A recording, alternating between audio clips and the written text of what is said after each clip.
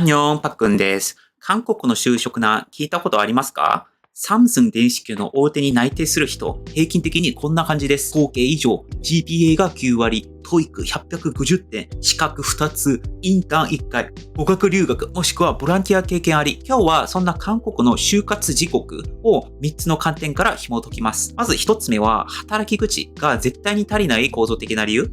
2つ目は、就活能力がインフレしている社会的背景。3つ目、新卒が歓迎されない雇用制度の変化。今の日本とはどう違うかと考えながら聞いてみてくださいね。まず1つ目は、働き口が足りないというところです。日本の皆さん想像してみてください。渋谷のスクランブル交差点にスーツ姿の若者が1万人集まっています。でも彼らに用意された面接会場はわずかたった100個のドアだけ。ドアの向こうにはサムスン、LG、ヒュンダイなど夢の大企業が並んでいます。これが今の韓国の就職戦争の現実です。まず、働く場所そのものが少なすぎる。韓国には売上を100億以上作る大企業がたった4000社しかありません。一方、日本には1万6000社以上もの大企業があります。数字で聞くとピンとこないかもしれませんが、地方のコンビニしかない街でみんなが高級レストランを目指しているようなもの。座席はいつの満席？予約は何ヶ月待ち、キャンセル待ちの列は道路まで続く。その結果どうなるか。みんな普通の会社に行きたくなるんですね。なぜなら差がエグすぎるから。例えばサムスンに入れば少人数は年収600万円近く、社員食堂はバイキン形式、冷蔵庫には無料のジュース、会社の寮には家具がついてる。家賃もかかんない。夏には旅行でハワイも行ける。一方、中小企業は年収300万円程度で残業代はつかないこともある。有給はないことになってる。オフィスの椅子は座るとギーギー音がする。同じ働くでも人生の快適さが天と地ほど違うんです。だからみんなサムスンを目指します。でもそこに用意された椅子はたった数百席。毎年20万人以上の大学生がその席を取り合うんです。さらに韓国を支えてきた製造業も苦しい状況に。かつて韓国の誇りだったヒュンダイやポスコは今人件費や海外競争の影響で採用をどんどん減らしています。サムスンの新卒倍率は10年前には30対1ほどと言われていました。今は80対1ほどらしいですね。これじゃあ座れる椅子どころか会場ごと小さくなってるようなもの。入る会社がない。受けても落ちる。それが今の韓国の若者たちが直面している現実です。韓国は就職氷河期。それが毎年アップデートされている感じです。今年も氷河期？最新版だよって感じで、就活がまるでサバイバル番組のようにエスカレートしていく。そして若者たちは今日もスーツを着て夜明け前から電車に乗るんです。何十回も書き直した履歴書、汗で滲んだシャツ、落ちたかもダメかもと思いながらまた一社に挑む。ミスがないのは努力が足りないせいじゃない。構造の壁が高すぎるだけなんじゃないかなというふうに思います。二つ目の話は、就活能力がインフレしている社会的背景というところです。韓国の若者の就活はもはやスポーツ競技です。しかもただのマラソンじゃありません。書類、面接、資格、英語、インターン、性格、すべてが採点されているオリンピック。でもゴールはたった一つ、大企業。みんながそこを目指す理由、それは夢が少なすぎるからなんです。例えば日本の高校生や大学生の夢ってカフェ系、旅人、映像クリエイター、地方公務員、スタートアップとかいろいろありますよね。でも韓国では良い人生イコール大企業に入ること。これを社会の正解として考えている人の割合が高いと思います。もちろん全員そうだというわけではないので注意してくださいね。でも確かに教育を頑張った家庭ではとにかく財閥系企業に入れが一つのゴールとも言える状態です。その結果、夢がみんな同じ方向に向いてしまう。多様な人生？それ食べていけるの？って言われます。自分の好きなことを仕事にしようとした瞬間、リスクある変人扱いされるんですね。さらに驚くのは、大学2年生から就活が始まること。ガチ勢の人たちはこのレベルです。入学したらすぐ TOEIC、資格試験、コンピューター能力テスト、夏休みはインターン、冬はボランティア活動、春は履歴書作成セミナー。大学4年間は就活準備期間と言われています。大学でのんびり映画サークル、ゼミで友達と温泉？それ就職に急いでいない人と見らされがちです。だからみんな遊びも恋愛はそこそこにして、日頃の遊びは抑えつつ、就活スペック集めにフルコミットするんですね。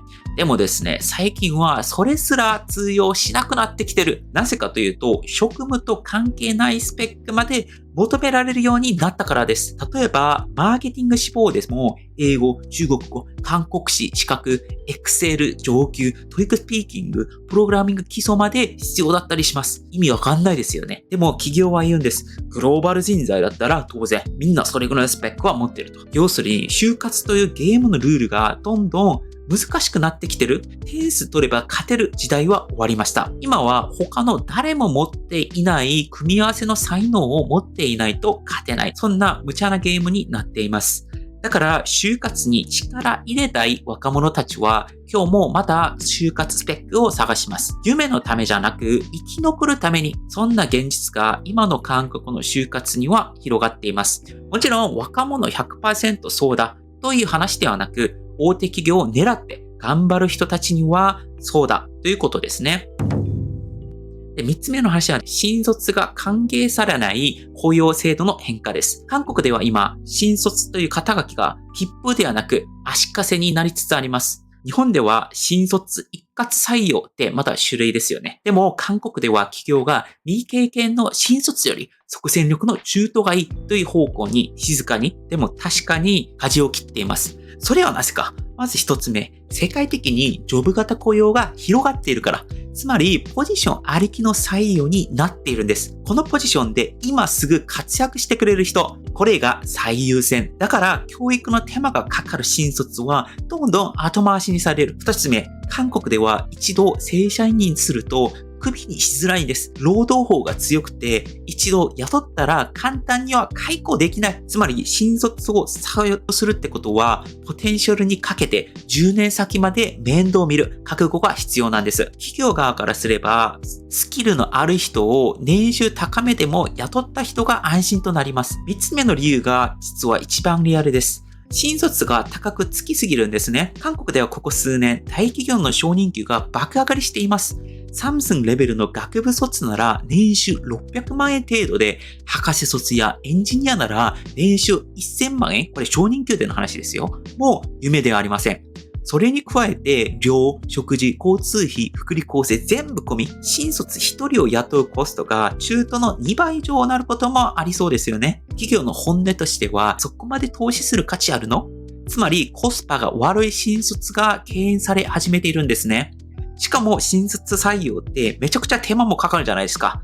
数千人の履歴書を読んで、面接して、内定出して、研修して、配属したら、思ってたのと違うって言われて辞められる。それなら中途で2年経験のある人を呼んだ方が早いし楽なんじゃないかと考え始めています。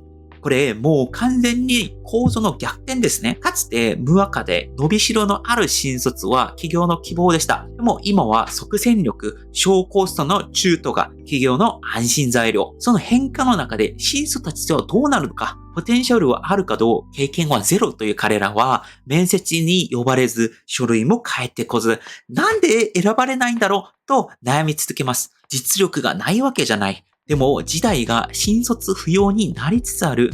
この事実は韓国の若者たちをじわじわと追い詰めていきます。今就職できなかったらもう一生チャンスが来ないのかもしれない。そう思ってまた一社とエントリーシートを送るんです。韓国の就職は受かれば天国の世界です。サムスンに入れば家も年収も結婚も人生が一気に動き出す。親戚中から祝福され、同窓会では一目置かれ、マンションを買うのも夢じゃない。だからこそみんな人生をかけて挑むんです。精神を削って、睡眠を削って、恋愛も我慢して、サムスンに入ったら全部取り返せるからって。でも一方で落ちた人には何も残らない。努力も資格も GPA も誰も見てくれない。だからこそ誰も怯えながら履歴書を送ります。この一社で人生が変わるかもしれないと信じて、皆さんはこの話を聞いてどう思いましたか？僕は日本の就職氷河期の事情が分かっていません。その時期の話を知っている方はぜひコメント欄で教えてください。高評価とチャンネル登録で応援もお願いします。今日は以上です。パックンでした。アンニョン。